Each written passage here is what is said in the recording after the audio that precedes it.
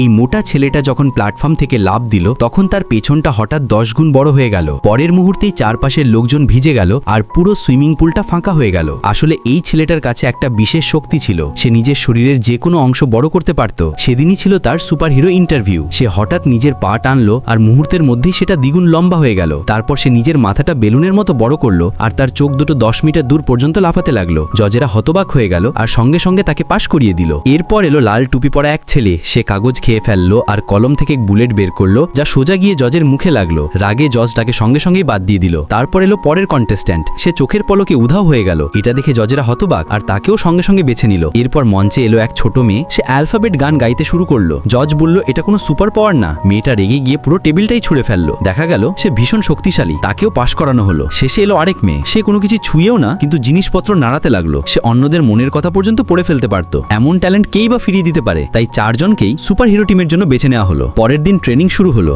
মেয়েটা ভারী ডাম্বেল তুলছিল, কিন্তু কোচ তার গোলাপি ফ্রকের মজা উড়িয়ে দিল। রেগে গিয়ে সে ডাম্বেল ছুঁড়ে আয়না ভেঙে ফেললো। একটা ছেলে আবার হঠাৎ অদৃশ্য হয়ে পালিয়ে গেল। কোচ খুঁজেই গেল তাকে। আর মোটা ছেলেটা তো ঘর থেকে বেরোই হলো না। কোচ তার শরীর নিয়ে মজা করতেই ছেলেটা রেগে গিয়ে নিজের পেট এত বড় করলো যে কোচের নিঃশ্বাস বন্ধ হয়ে এলো। আরেক মেয়ে ক্যান্ডি দিয়ে ইমোজি বানাচ্ছিল। কোচ এবার বন্ধুত্বের চেষ্টা করলো আর তাদের উড়ন্ত ডিস্কে চড়িয়ে ঘুরতে নিয়ে গেল। পরে ক্ষুধা পেয়ে তারা উড়ে গিয়ে নামলো এক রেস্টুরেন্টে। ওয়েটার তাদের দেখে ভাবলো এরা বুঝি এলিয়েন। এভাবেই মজার একটা দিন কেটে গেল। আর পরের দিন থেকে তারা শুরু করলো আসল ট্রেনিং। তোমার যদি সুযোগ থাকতো, তুমি কোন সুপার পাওয়ারটা নিতে চাইতে?